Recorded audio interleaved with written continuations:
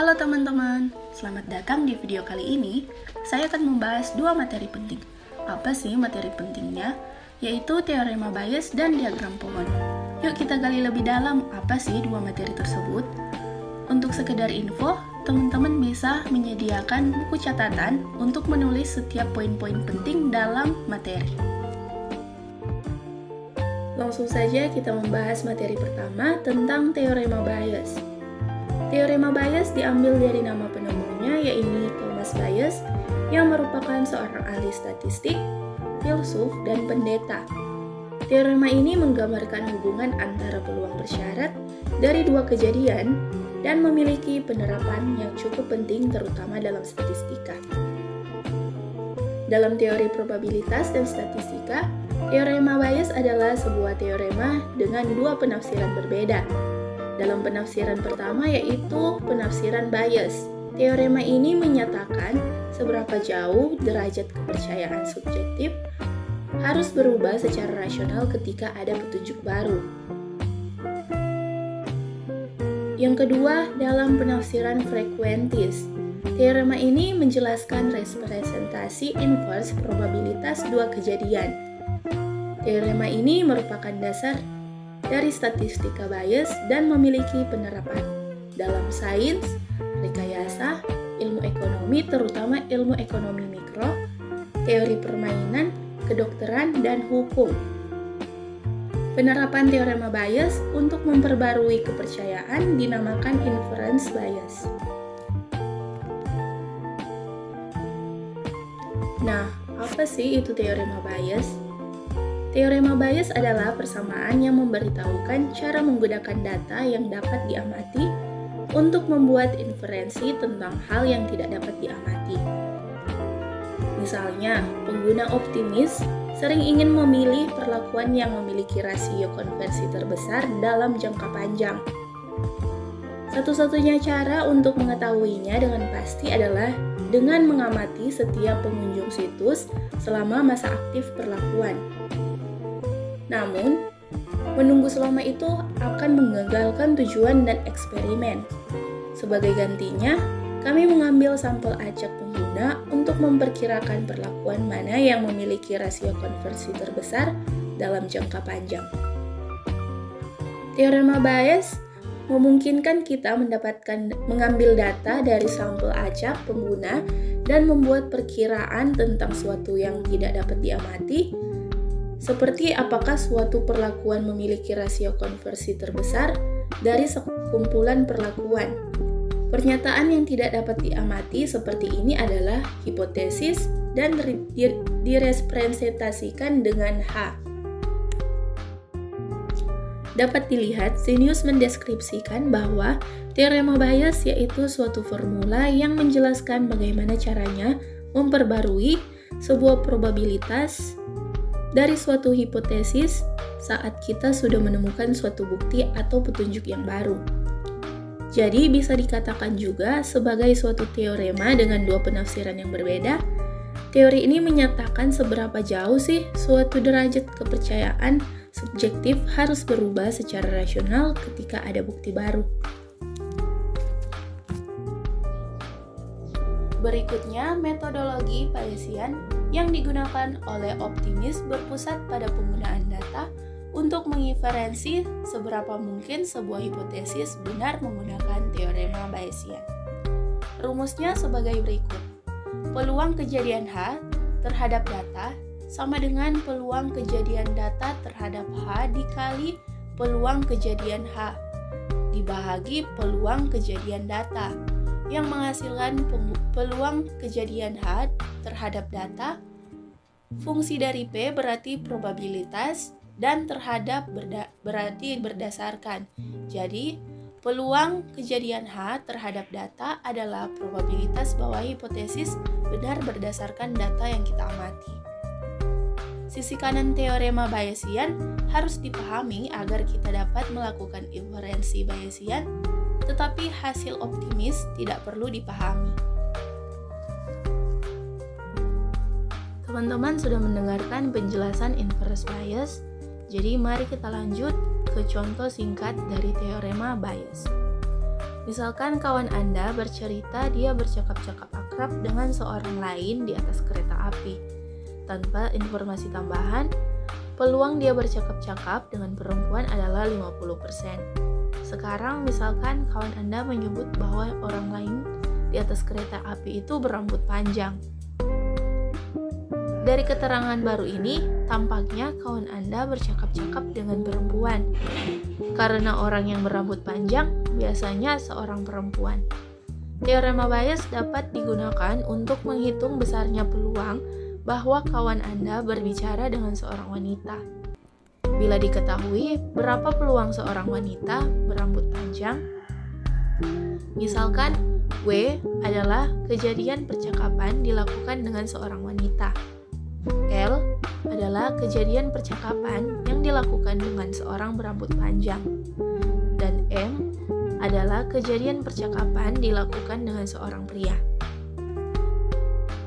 Kita dapat berasumsi bahwa wanita adalah setengah dari populasi. Artinya, peluang kawan Anda berbicara dengan wanita, peluang kejadian W sama dengan 0,5. Misalkan juga diketahui 75% wanita berambut panjang. Ini berarti bila kita mengetahui bahwa seseorang wanita adalah wanita, peluang berambut panjang adalah 0,75.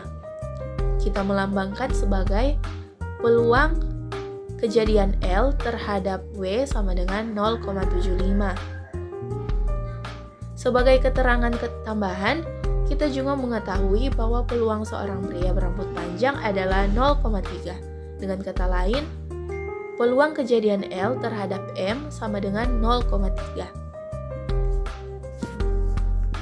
Di sini, kita mengasumsikan bahwa seseorang itu adalah pria atau wanita, atau peluang kejadian M sama dengan 1, dikurang peluang kejadian W sama dengan 0,5. Dengan kata lain, M adalah kejadian komplement dari W. Tujuan kita adalah menghitung peluang seseorang itu adalah wanita bila diketahui dia berambut panjang, atau dalam notasi yang digunakan, peluang kejadian W terhadap L. Menggunakan teorema Bayes, kita mendapatkan peluang kejadian W terhadap L sama dengan peluang kejadian W dikali peluang kejadian W dibahagi peluang kejadian W kali P peluang kejadian W ditambah peluang kejadian M dikali peluang kejadian M. Di sini kita menggunakan aturan peluang total dengan memasukkan nilai-nilai peluang yang diketahui ke dalam rumus di atas. Kita mendapatkan peluang seseorang itu wanita bila diketahui dia berambut panjang adalah 0,714.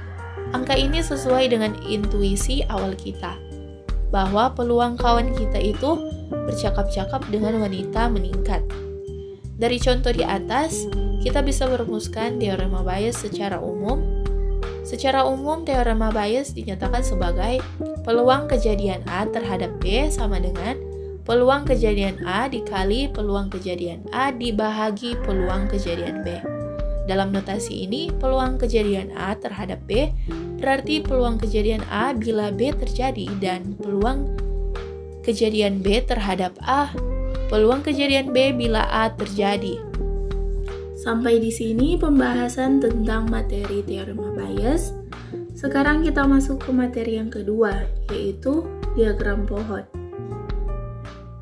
Diagram pohon atau tree diagram adalah salah satu alat yang digunakan untuk membagikan kategori-kategori besar ke dalam tingkat yang lebih kecil atau terperinci. Seperti namanya, diagram pohon berbentuk seperti pohon yang memiliki satu cabang dahan yang mencabang 2 atau lebih. Demikian juga dengan suatu permasalahan yang ingin kita bahas. Dengan menggunakan diagram pohon, yaitu terdiri dari satu kategori atau item besar yang kemudian dibagikan menjadi 2 cabang atau lebih terperinci. Hal ini dapat membantu kita dalam menyederhanakan suatu permasalahan yang kompleks ataupun mempermudah kita untuk mendapatkan gambaran pada suatu permasalahan yang kita hadapi. Diagram pohon atau tree diagram sering disebut juga dengan diagram hierarki, diagram sistematik, dan pohon analisis. Selanjutnya tentang kegunaan diagram pohon. Jadi ada beberapa kegunaan diagram pohon dalam industri. Di antaranya seperti yang bisa dilihat, yang pertama membantu untuk menemukan akar permasalahan. Yang kedua, curah pendapat atau brainstorming untuk mendapatkan solusi. Yang ketiga, menjelaskan langkah-langkah atau perincian kepada orang lain. Yang keempat, mengidentifikasikan ruang lingkup sebuah proyek. Yang kelima, menjelaskan langkah-langkah yang diperlukan untuk menyelesaikan suatu masalah. Dan yang terakhir, untuk menganalisa suatu proses pekerjaan secara terperinci. Jadi teman-teman, di dalam probabilitas, diagram pohon adalah alat yang berguna untuk menghitung probabilitas ketika ada beberapa peristiwa independen yang terlibat.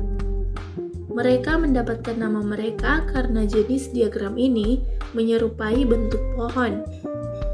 Cabang-cabang pohon terpisah satu sama lain, yang pada gilirannya memiliki cabang yang lebih kecil. Sama seperti pohon, diagram pohon bercabang dan bisa menjadi sangat rumit.